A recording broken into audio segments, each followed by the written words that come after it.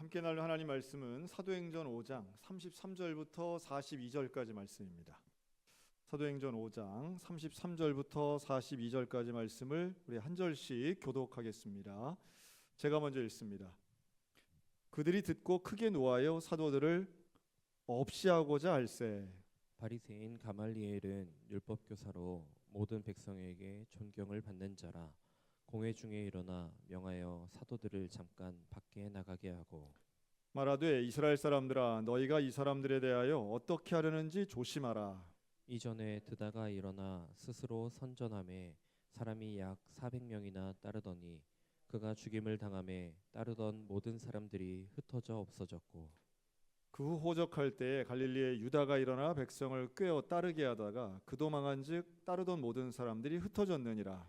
이제 내가 너희에게 말하노니 이 사람들을 상관하지 말고 버려두라.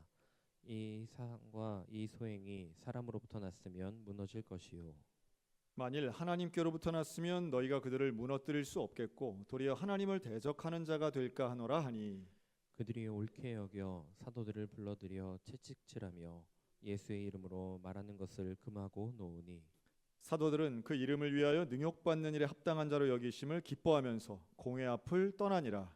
그들이 날마다 성전에 있든지 집에 있든지 예수는 그리스도라고 가르치기와 전도하기를 그치지 아니하니라. 아멘. 이 사도행전 5장에는 이제 여러 가지의 이야기들이 담겨져 있어요. 아주 기적 같은, 특별히 우리에게 아주 인상적인 사건들 몇 가지가 있는데요. 그 중에 하나가 이제 아나니아와 삽비라 사건입니다. 아주 특별한 일인데, 아나니아와 삽비라는 이제 부부죠. 그런데 이 부부가 하나님 앞에 헌금을 하면서 죽게 됩니다. 헌금을 안 한 것도 아니고 헌금을 했는데 그 이제 얼마를 감추고 이게 다 땅을 판 전액입니다 하고 드려서 이제 죽게 되죠. 사실은 이 교회사를 보면 이보다 더 악랄하고 나쁜 사람들도 훨씬 더 많은데요. 근데 아나니아와 삽비라의 이 사건은 어떤 면에서 충격이냐 하면 그 자리에서 죽었다는 거예요. 영혼이 떠나고. 상당히 즉각적인 사건이죠. 그렇다면 뭐 교회에서 헌금 가지고 거짓말한 사람은 다 죽었느냐? 이제 그렇지는 않습니다. 그렇죠? 근데 이제 이 사건은 아주 상징적이면서도 명확한 걸 보여주는데요. 헌금에 대한 속임은 결국 사람에 대한 거짓말이 아니라 하나님을 향한 거짓말이라고 하는 거예요. 그리고 베드로를 포함한 사도가 이걸 이제 권징처럼 이렇게 나무라죠. 특별히 아내가 두 번째 좀 늦게 들어왔을 때 다시 한번 재차 묻잖아요. 이 돈이, 이 헌금이 정말 땅을 판 전액이 맞느냐라고 확인하는데 그렇다고 하는 이 부인에게 네가 거짓말한다 그러면서 그 속임은 결국 하나님을 속인 거야 라고 말하자마자 바로 쓰러져서 죽게 됩니다. 이게 얼마나 극단적이고 급작스러운 일인지 모두가 이제 두려워하게 되죠. 그리고 이 사건은 베드로가 사람처럼 보이지 않는 사건이기도 했어요. 그렇죠? 말 한마디에 사람이 죽어요. 아무리 거짓말했어도 아무리 죄를 지었어도 그렇지 그 자리에서 바로 죽는다는 건 성경 전체에서도 상당히 이례적인 장면이에요. 그렇지 않습니까? 잘못을 아무리 해도 뭐 재판의 과정이라든가 회개의 기회라든가 뭐 이런 게 없고 그냥 그 자리에서 바로 죽었다. 그것도 사도의 발 앞에서. 상당히 아주 특별한 사건이면 분명하지만 주시는 메시지 또한 명확합니다. 하나님 앞에 거짓말하면 벌 받는다는 거예요. 그리고 그 벌이 즉각적이라는 거죠.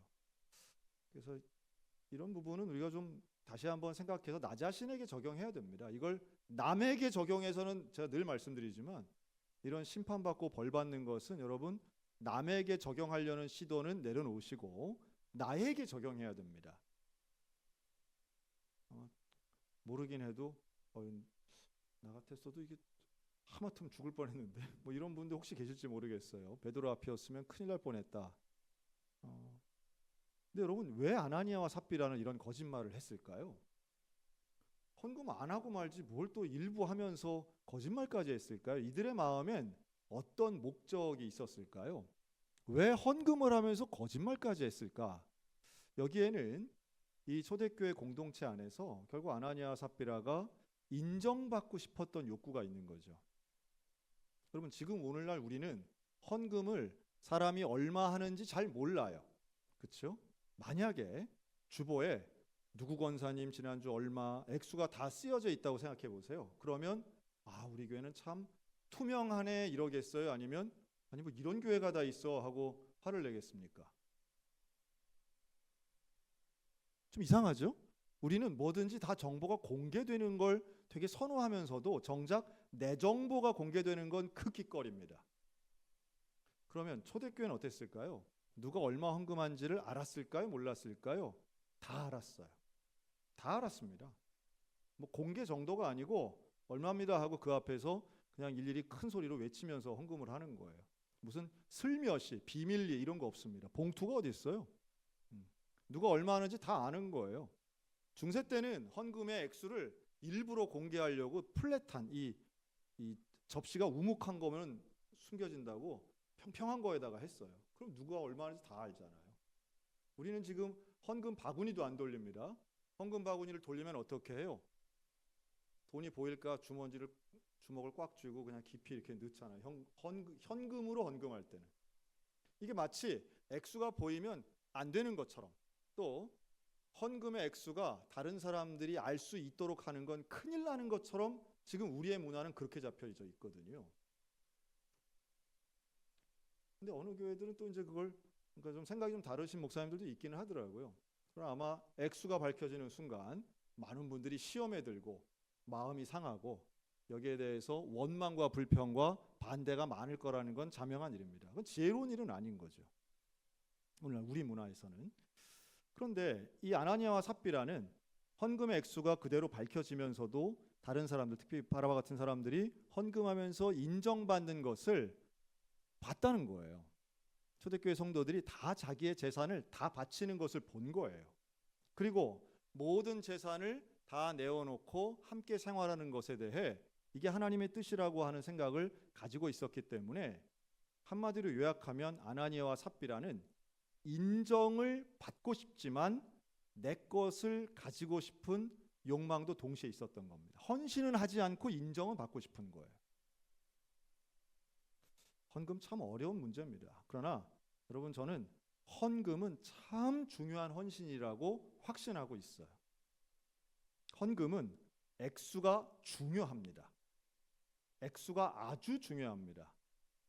여러분 어느 정도의 액수여야 되는지는 우리가 각자가 잘 알고 계신 거예요. 당연히 소득에 비례해서 헌금의 액수는 높아지든지 낮아지든지 할 수 있습니다. 그러나 그 액수를 속여서는 안 됩니다. 그 대표적인 헌금 11조 헌금 되겠죠. 여러분 11조 헌금을 정직하게 하시기를 권면합니다. 그것은 11조를 함에 있어서 드린다라고 하면 11조를 정직하게 드리는 것은 참 중요한 일이기 때문에 그렇습니다. 제가 그런 질문을 받은 적이 있어요. 목사님, 소득이 없는데 11조 헌금을 안 해도 됩니까? 소득이 없으면 안 합니다. 당연히 못하죠. 제가 역으로 질문했어요. 그러면 성도님은 소비는 안 하십니까? 소비는 해요, 안 해요? 소비는 해요. 소득은 없는데 신기하게도 통신요금 내고 있거든요. 소득은 없는데 신기하게도 배달 음식을 먹고 있거든요. 그럼 뭐예요? 그거는 본인에게 있는 그 소유를 소득이라고 생각하지 않는 거예요. 소득의 범주를 상당히 완고하고 축소시켜 놓았다고 저는 봅니다. 그러니 소득에 대해 정직한 마음, 누구도 우리의 소득을 추적하거나 또는 베드로와 같이 징계하지는 않습니다. 오늘 한국교회가 현대교회가 헌금에 대해 징계하거나 추적하지는 않아요. 정말 하나님과 나 사이에 사람을 속이거나 교회를 속일 수는 있겠지만 하나님을 속일 수는 없다는 마음 가지고 정직한 헌금을 하는 것 너무도 필요하다는 생각이 들어요. 그러니까 사도들은 이 부분에서 분노하죠. 두 번째는 12절 이하예요. 사도들이 가는 데마다 표적과 기사를 일으킵니다. 어느 정도냐 하면 병자들이 막 낫는 거예요.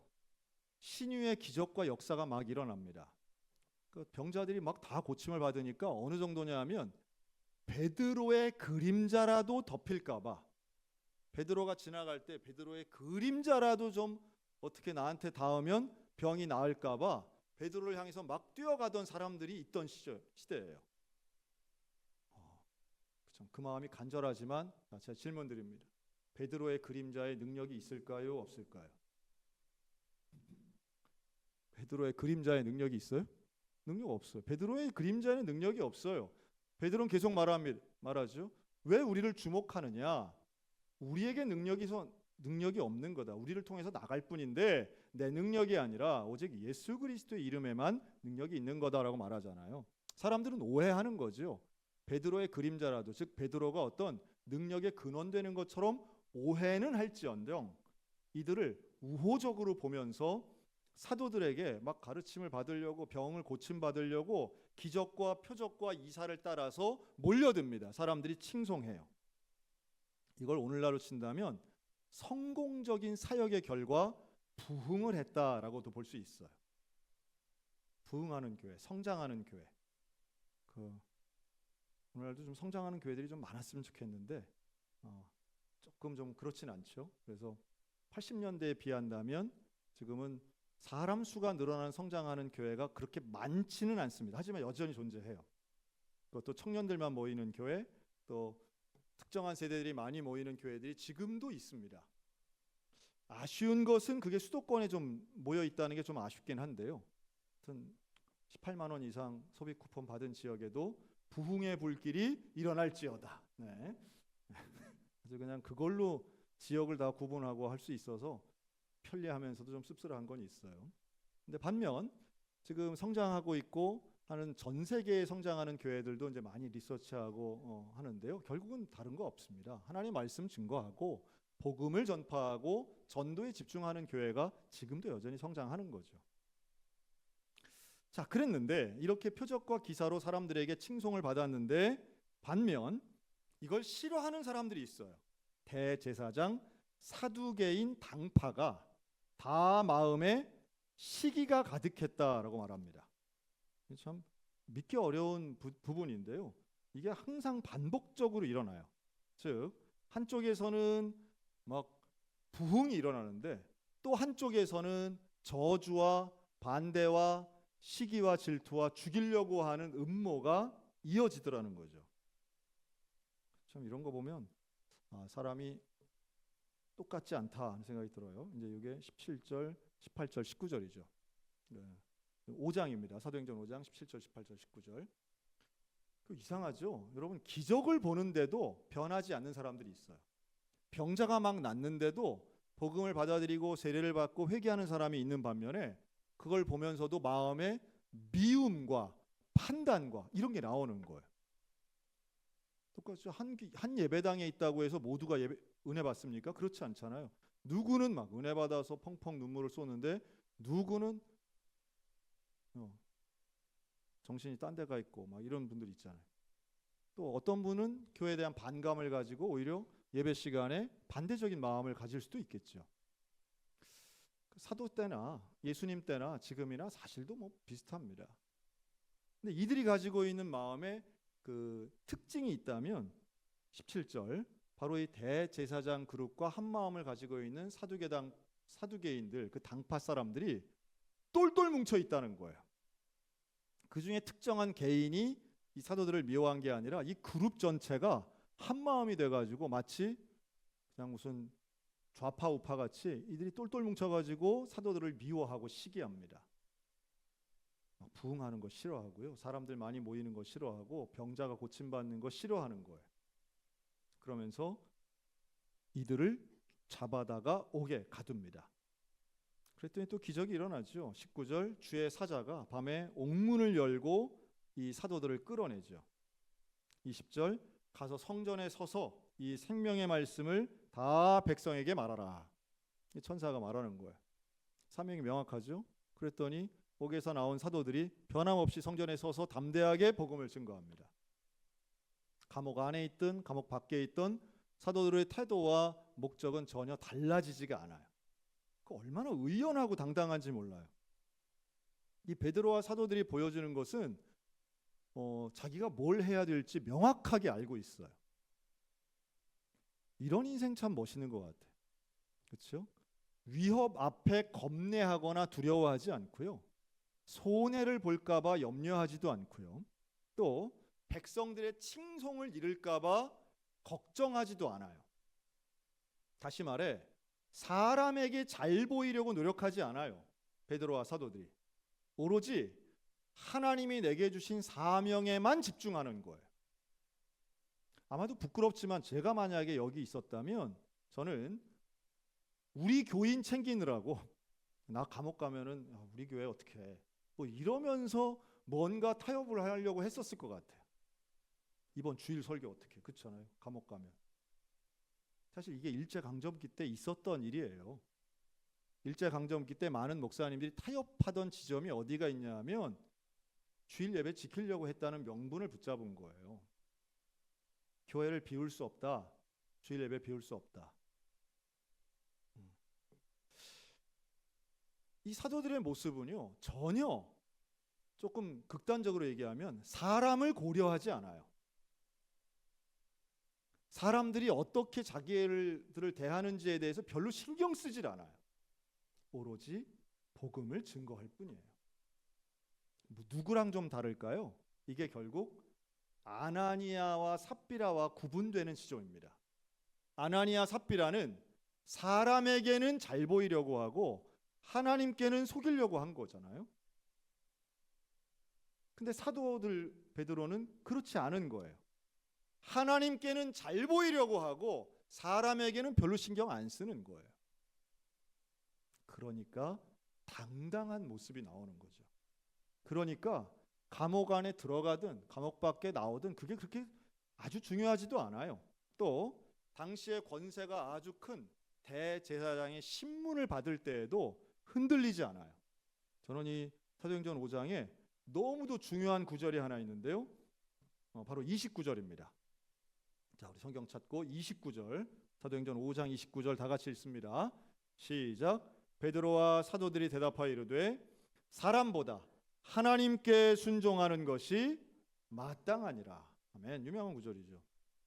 베드로가 이야기하는 것은 이제 제사장, 사두개인 전부 다 막 신문하면서 너 복음 좀 예수 이름 얘기하지 말라 그랬잖아 막 하는데 전에 같았으면 복음서에서 나온 베드로는 나는 예수를 몰라요 이랬던 겁쟁이였다면 지금은 누가 뭐라 해도 사람이 아무리 많아도 적대적인 사람이 가득해도 저들에게 나를 감옥에 넣을 수 있고 처형할 수 있는 권한이 있는 사람이라 할지라도 그 앞에서 당당하게 말하는 거죠. 나는 사람보다 하나님께 순종하는 것이 마땅하니라. 그리고 그 하나님께 순종하는 것은 지금 내가 서서 복음을 전하는 것이다. 그런 거죠. 이 당당한 사도들 앞에서 이제 다 당황하죠. 그리고 27절 붙잡히고 29절 말씀한 이후에 감옥에 갇히지만 그때 가말리엘이 이제 변호를 하죠. 공의의 원입니다. 가말리엘은 지혜로운 사람이고 하나님 앞에 이제 헌신했던 사람 중에 하나라고 보여지는데요. 이 가말리엘이 했던 이야기는 상당히 논리적인 이야기예요. 그 당시에 이 재판에 참여한 사람들에게 신문에 참여한 사람들이 다 알고 있는 사건 두 가지를 이야기합니다. 그것은 드다가 일어나서 반란을 일으켰던 사건, 그게 35절이죠. 너희가 이 사람들에게 어떻게 하는지를 잘 알지 않느냐. 또 37절, 갈릴리에 유다가 일어나서 반란을 일으켰던 사건, 이 두 가지를 말하면서 이들이 다 수백 명의 사람들이 따르긴 했지만 결국 드다가 죽고 유다가 죽은 후에 그 400명이 다 흩어지고 그 무리들이 다 사라졌다. 그러니 저 베드로가 지금은 사람들의 주목받고 인기 있는 것 같아 보이지만 결국 예수가 죽은 다음에 흩어질 거고 베드로가 죽은 다음에 다 흩어질 거다. 그런데 진짜로 저 사람들이 얘기하는 것처럼 여호와의 편에 서 있고 하나님 편에 서 있다면 우리가 막을 수 없다. 이런 아주 신학적이면서도 잘 짜여진 논리의 변호를 합니다. 그랬더니 그 말 듣고 이게 이제 정치적으로는 명분이 주어지는 거고요. 또 논리적으로는 설득이 되는 거죠. 자, 그런데 중요한 건 그러한 판단을 받고 가말리엘 변호를 통해서 사도들이 노임을 받죠. 이제 풀려납니다. 그렇게 풀려날 때에 그게 이제 오늘 제목이에요. 41절. 사도들은 그 이름, 즉 예수의 이름을 위하여 능욕받는 일에 합당한 자로 여기심을 기뻐했다 하는 거예요. 사도들이 기뻐했다는 게 이 장면에서만 5장 전체 여기만 한번 나와요. 그러니까 사도들은 아나니아와 삽비라가 징계받아 죽을 때도 기뻐하지 않아요. 사도들은 많은 병자들이 고침받고 기적과 이사가 일어나서 사람들이 많이 모여도 그 기뻐했다는 표현이 안 나와요. 재판을 받고 신문을 받고 옥에 갇혔을 때 옥문이 확 열려서 극적으로 탈출을 했어도 사도들이 기뻐했다는 표현이 나오지 않아요. 뭐 그렇다고 뭐 불평하진 않았겠죠. 하지만 사도들이 정말로 기뻐했다라고 하는 것은 그들의 감정과 진심이 담겨 있는 상황인데, 이들이 정말로 기뻐했던 것은 능욕받는 일에 합당한 자라고 여김을 받은 것에 대해 기뻐했다는 거예요. 이게 뭐예요? 사람의 눈에는 나빠 보일지 몰라도 하나님 보시기에 합당한 사람이 된 것에 기뻐했다는 겁니다. 얼마나 수준 높은 신앙인지 몰라요. 여러분, 오늘 저와 여러분의 삶이 이런 인생들이 되셨으면 참 좋겠습니다. 정말로 우리가 기뻐해야 하는 게 무엇인지, 좋아해야 되는 게 무엇인지. 사실 오늘 무슨 하루 종일 뉴스에 아마 그 전 대통령의 부인이 특검에 나온 것이 계속해서 뉴스에 나온 모양이에요. 그러면서 항상 언론은 자극적인 그 단어를 뽑아내니까요. 무슨 샤넬백 뭐 이런 거 나오지 않습니까? 세상에 어떤 대통령 부인이 그래 가방 하나 받고 무슨 큰 죄를 저지르지는 않았겠죠. 수사를 통해서 밝혀질 더 큰 스토리들이 저는 있다고 봅니다. 세상에 무슨 가방 하나 받고 무슨 이만한 걸 하겠습니까? 아무리 그 돈도 많으신 분이. 사실은 자극적인 내용들이라고 봐요. 그리고 그런 걸 보면 우리가 다 욕하기는 쉽죠. 편들기도 쉽고 욕하기도 쉽다고 생각이 듭니다. 그런데 그러한 단어들이 효과가 있는 시대에 우리가 살고 있는 게 좀 서글픈 것 같아요. 여러분, 명품백 이런 게 그렇게 우리 인생에 중요하고 또 유혹거리가 될까요? 돈이 혹은 비싼 물건들이 우리의 삶에 하나의 자기를 드러내고 자랑거리가 되기도 하고, 뭐 이렇다면 참 그건 슬픈 일이다 하는 생각이 듭니다. 오해하지 마.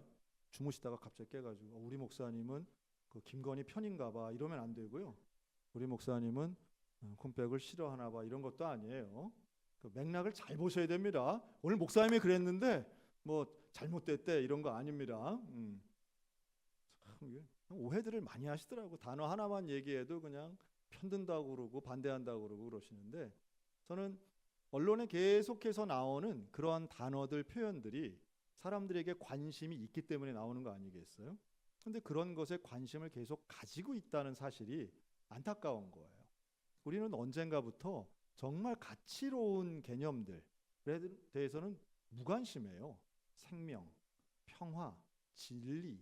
여러분, 이런 거 나오면 관심이 없어요. 졸고 앉았고 그냥 거기에 대해서는 정의 이런 거 나오면은 아유, 그래서 따분한 얘기, 뭐 뻔한 얘기, 쓸데없는 얘기.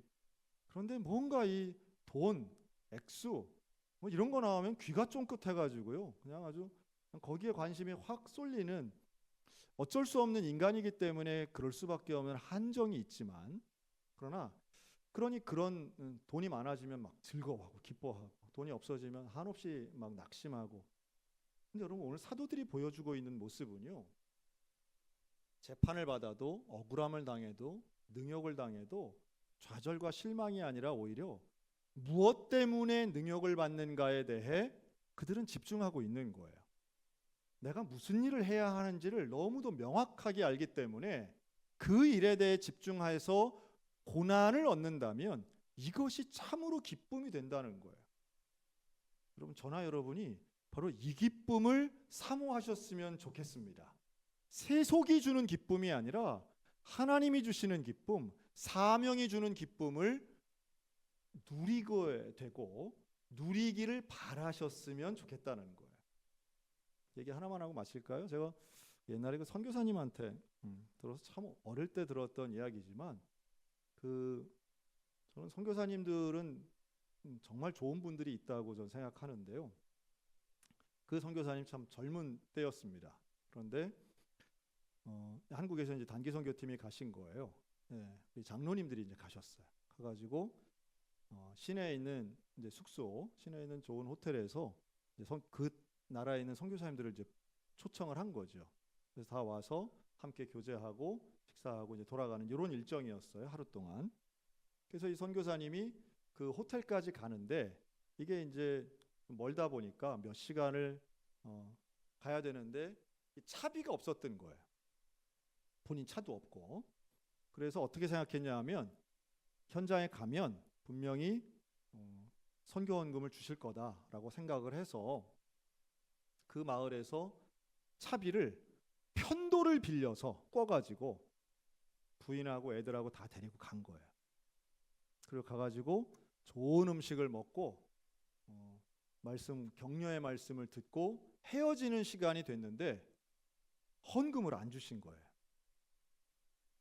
안 주신 장로님들이 아주 맑고 밝은 마음으로 아유 선교사님 참 수고하십니다, 애쓰십니다 하고 식사를 맛있게 잘 먹고 나서는 안녕히 가세요 하는데 이제 선교사님은 이러면 안 되는데 큰일 났다.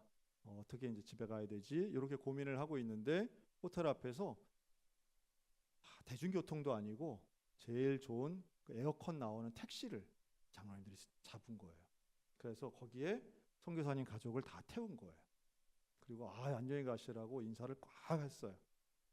출발했어요. 택시가. 원래 택시비는커녕 그 트럭 같은 거 있거든요. 그거 탈 돈도 없는데 지금 택시를 탄 거예요. 선교사님 마음이 너무 불편했어요. 가가지고 이거 어떻게 차비를 줘야 되지? 하고 걱정을 해가지고 가다가 할 수 없어서 그 기사한테 얘기를 한 거예요. 사실 내가 지금 돈이 없는데 가서 좀 기다려주면 그 마을에 가서 도착해서 기다려주면 내가 돈을 꿔서 주겠다. 이 얘기를 하는데 기사가 갑자기 화를 버럭 내면서 어디 돈도 없이 탔다고 그러면서 다시 차를 유턴 해가지고 거기서 내려주면 되는데 다시 호텔로 간 거예요. 원점으로. 그렇게 뭐 웃을 일은 아닌데 하여튼 뭐 갔어요. 가가지고 거기서 내린 거예요. 그리고 거기서부터 그 집까지 거의 그 밤새 가족이 이제 걸어간 거예요. 그 어린 자식을 업고. 근데 가는데 너무 서러워서 이 가난함이 너무 서러워서 속에서부터 막 울음이 막 어린 자를 막 피곤하다 그러고 다시는 이 호텔 오지 말자 그러고 이제 막 그러면서 이제 가는데 그때에 거기 이제 도착해서 여러 시간 걸려서 간 거죠. 가면서 무슨 생각이 들었냐면 처음에는 내가 왜 이런 고생을 하나? 내가 왜 이런 생고생을 하고 있나? 내가 지금 여기서 뭐 하고 있나? 내가 왜 처자식을 이렇게 힘들게 하나? 이런 생각이 들다가 가서 다시 교회를 보고 성도들을 보면서 든 생각은 내가 주를 위해서 이런 가난과 고난을 겪고 있다라고 생각을 하니까 갑자기 감격이 막 몰려오더라는 거예요. 감격이. 제가 그 간증을 하여튼 수십 년 된 간증이지만 그 기억할 때마다 다시 한번 제가 참 화가 나는 게 도대체 장로님들 생각이 있냐 없냐 그때 갔던 그 장로님들. 아주 그래서 나중에 결국은 알게 됐어요. 그 장로님들이 그 소식을 알게 돼서 이게 이제 뭐 미안하게 됐다 이제 뭐 누가 원래 줘야 되는데 뭐 그걸 깜빡한 것 같다 뭐 이래가면서 이제 한참 된 얘기입니다. 여러분 우리가 누군가에게는 정말 그 장로님들이 그런 생각을 못한 거죠. 설마 택시비가 없을까? 왜냐하면 그 나라 택시비는 정말 쌌거든요. 그게 없었던 거예요. 근데 우리에게는 사실 뭐 그런 일이 있죠. 주를 위해 능욕을 받는다는 게 사실은 멀리 있지 않습니다. 여러분 우리가 하나님의 일을 하다가 당하는 고통과 고난 또는 수모와 수치가 분명히 존재하는데요. 여기에 대해서 우리가 자존심 상하고 기분 나쁘게 생각할 것이 아니라 우리가 하나님 일 하다가 겪는 어려움과 마음고생에 대해서 바로 이 사도들과 같은 마음이 좀 있으셨으면 좋겠어요. 하나님은 분명히 이런 사도들에게 기쁨을 주시는 분이었다는 사실. 아나니아와 삽비라와 베드로가 얼마나 비교되는지 몰라요. 오늘도 우리에게 진짜 기쁨을 주시는 하나님, 그리고 진짜 기쁨을 찾아낼 수 있는 충성된 사도들, 오늘 우리 모두가 되어서 주의 복음을 증거하고 전도하는 일에 최선을 다해 마지막 42절 날마다 성전에 있든지 집에 있든지 예수는 그리스도라고 가르치기와 전도하기를 그치지 아니하니라. 그치지 아니하니라. 성전이든 어디든 있는 곳에서 예수님을 그리스도라고 전하는 것. 그렇게 경고를 받았지만 엄중한 경고 받았지만 전혀 무시하고 내가 해야 하는 복음 전도의 일에 집중했더니 사도행전의 역사가 쓰여지게 된 거죠. 오늘도 저 여러분들 가운데 바로 이 사명을 감당하며 놀라운 주가 주시는 기쁨을 누리는 이 시대의 사도들 다 되시기를 주님의 이름으로 축원합니다. 아멘. 기도하겠습니다.